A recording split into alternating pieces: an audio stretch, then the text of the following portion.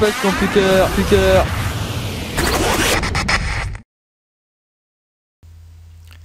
Et salut à tous, c'est Mixman Computer. Nous allons en premier temps nous connecter en SSH sur le serveur.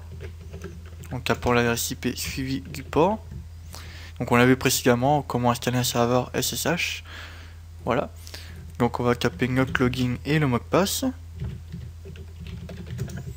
Donc la première chose à faire, ça va être de mettre une adresse IP fixe pour éviter quelconque problème quand on utilisera Apache.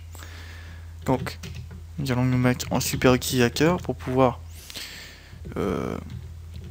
faire toutes les actions auxquelles on a besoin de faire. Donc on va faire nano, on va modifier un fichier donc, qui se trouve dans ETC Network Interface. Et ici, donc on voit ici, là, on est en DHCP. Donc le DHCP, c'est une attribution automatique de votre adresse IP sur un PC ou un serveur. Donc ici, on va mettre ça en commentaire, de sorte à ce que ça soit pas configuré en DHCP. Et donc ici, nous allons taper, alors, auto ETH0, donc qui est l'interface par défaut de l'Ethernet, donc de la prise réseau. Donc sur le serveur HP ProLiant 385, on a deux ports Ethernet.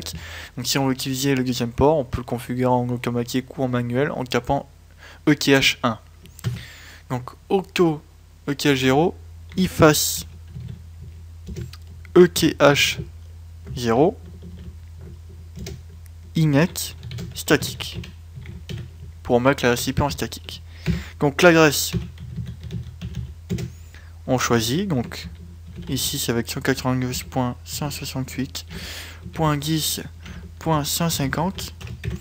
Ensuite le netmask c'est avec 3 fois 255.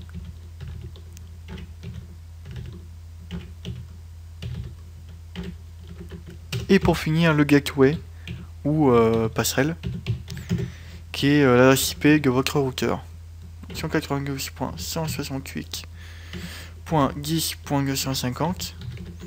Une fois que ceci est terminé, on fait CTRL plus O pour écrire ou enregistrer le fichier et CTRL plus X pour quitter.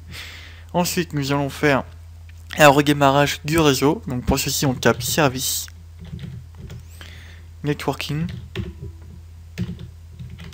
stop. Donc là, on voit qu'on n'a plus accès à rien du tout. Tout simplement parce qu'on a arrêté le réseau. Donc qui dit arrêter le réseau dit plus de connexion SSH.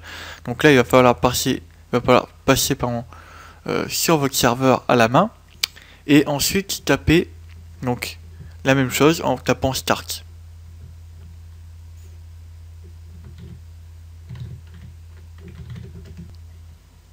Donc une fois que le réseau a été redémarré, on va pouvoir se connecter avec notre nouvelle adresse IP qui est 192.168.10.150, toujours avec le même port 5555.